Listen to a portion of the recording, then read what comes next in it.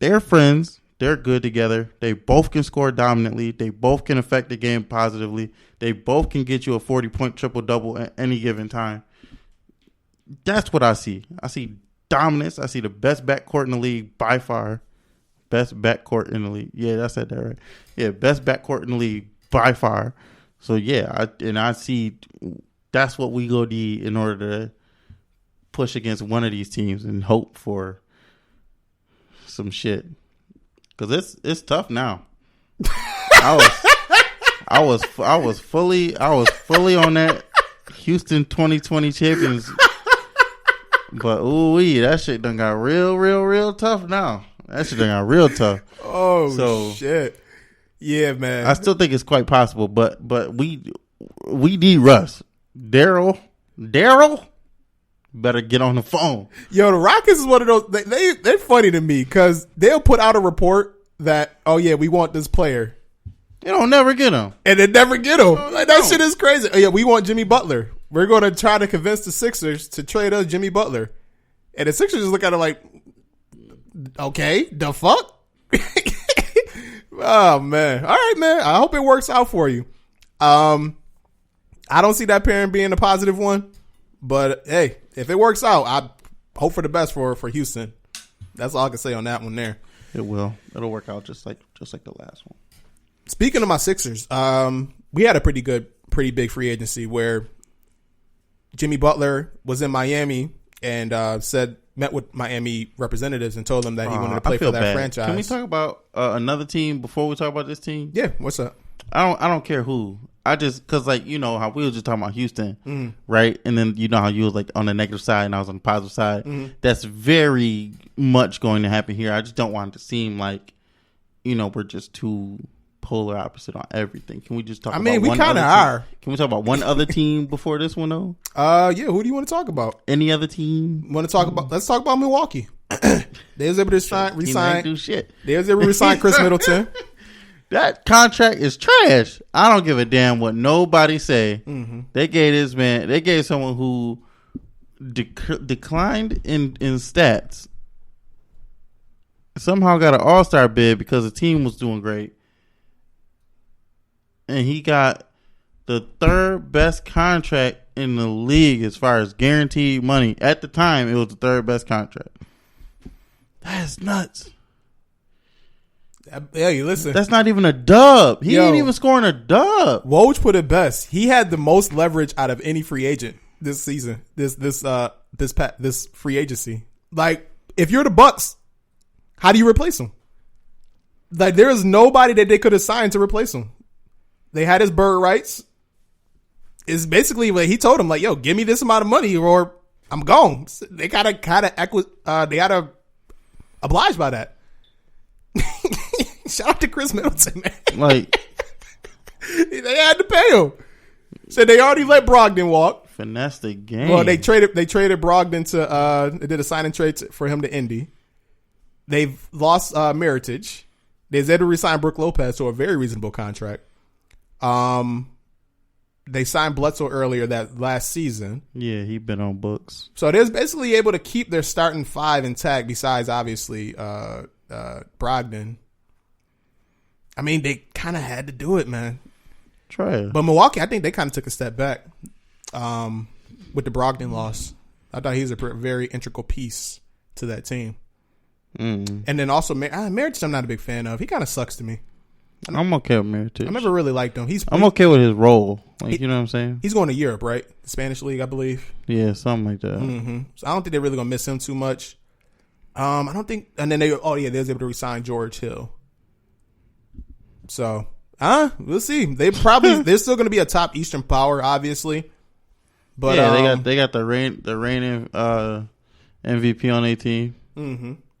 So we'll see what happens with that team. Now, can I talk about my Sixers? Because I love what we did in free agency, and I'm very excited for next season.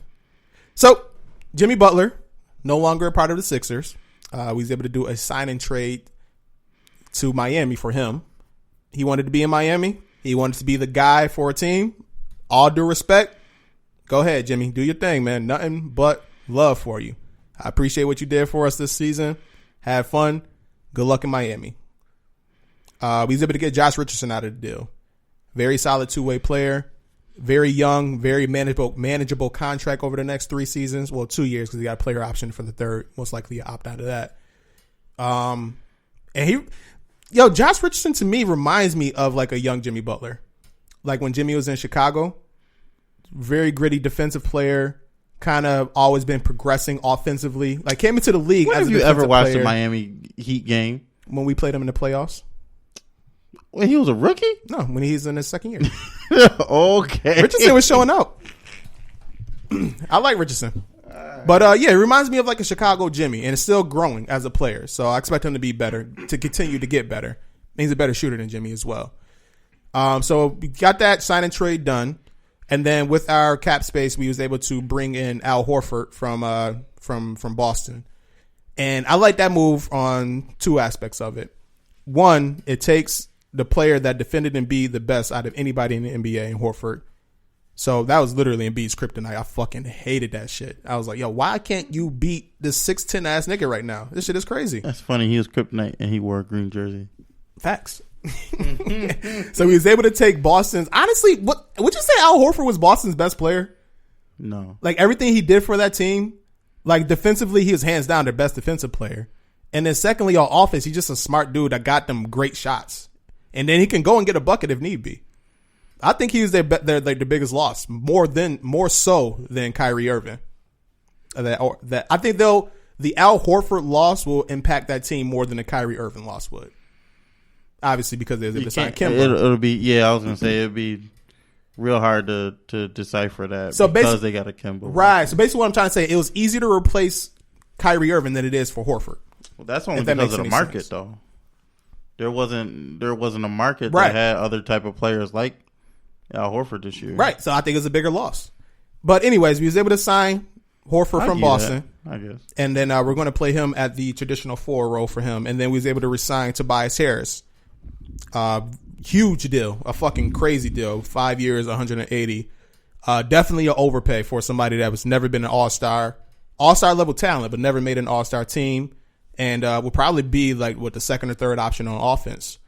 But again, it was one of those things that what Philly did to get him, it was you couldn't let him walk. You had to pay him the money.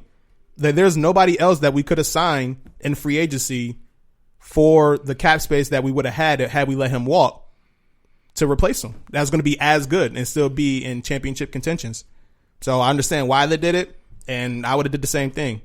But ultimately, I like our team moving forward. He should be like hands down y'all number 2. I don't even see how you could say it third. Well, he'll be our number 2 in the half court, but then in like fast break, Ben Simmons is obviously like number 1, number 2.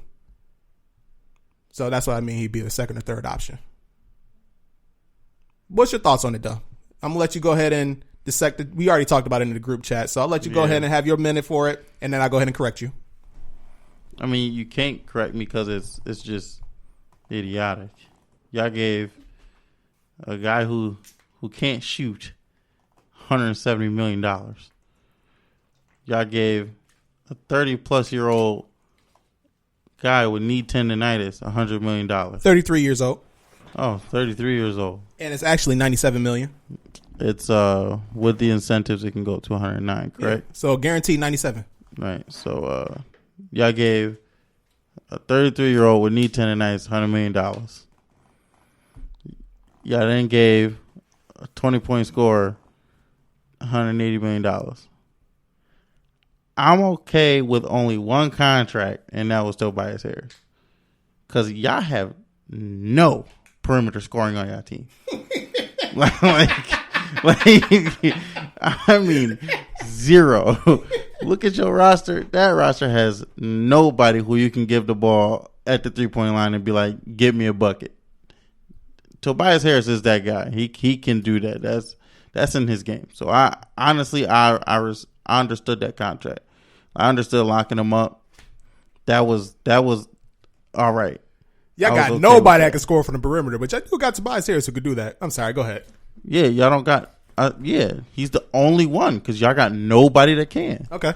Like, finessing Miami for Josh Richardson was amazing. I honestly think that's the main reason why we didn't get Jimmy Butler, is because we didn't have anybody that was young with an upside to offer on a good contract. The only people we had was like, the Eric Gordon, or like, stuff like that. So like, we got a lot older people. But outside of that, I'll give y'all 2 W's. That's Tobias Harris contract and finessing Miami out of Josh Richardson. Mm-hmm. Everything else y'all did in free agency, y'all catching L's for. Okay. That Ben Simmons contract, trash. Mm-hmm. I just, that's overpaid. Mm-hmm. For a nigga that can't shoot, that's overpaid. Okay. For a nigga that can't shoot in 2019, that's hella overpaid. Okay. Yeah, hella overpaid for Horford. Mm-hmm. I understand what you said. That's that whole like, you can't beat him, join him kind of thing. But no, they beat the fuck out of us a lot. I'm talking about like y'all can't beat him, so y'all overpaid him to make him join y'all. Bring that ass here. That's what y'all did. And then he's gonna return that $25 million a year with 11, 7, and 3 on 62 games a year. But y'all already got 62 games a year from y'all supposed superstar.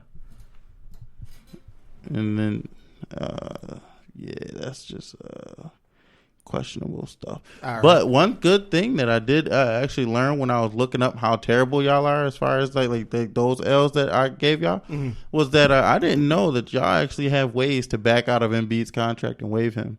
And each year, and I was like, "Ooh, that is very interesting." Yeah, he has a lot of injury and precautions in his contract. Yeah, which can make him get waived with no losses. Mm-hmm. So kind of like that poison pill Le'Veon Bell trade that contract we talked about. Okay, so let me hit you with some Sixers knowledge here. I got you. All right. So the Josh Harris trade, obviously, that was Josh Harris. Josh Richardson, excuse me. Thank you. So the Josh Richardson trade. I ain't hating. I was like, well, did I miss one? Like, I combined him and Tobias Harris together. I fused them. All right, so the Josh Richardson trade, we was able to flip him for Jimmy Butler. I'm cool with that one. Facts. I'm cool with that one. Tobias Harris, as I mentioned, we had nobody else to replace him with, so we kind of had to give him the money based on what we get in free agency. Now, Al Horford. Let me tell you why this is a great pickup here. Great addition. I agree with you.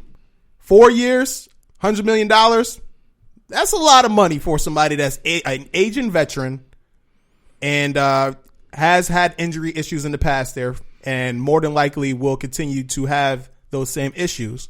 However, what that now allows us to do is keep our superstar big man, best big man in the league, Embiid, healthier to get to the postseason and be the dominant force that he usually is in the regular season.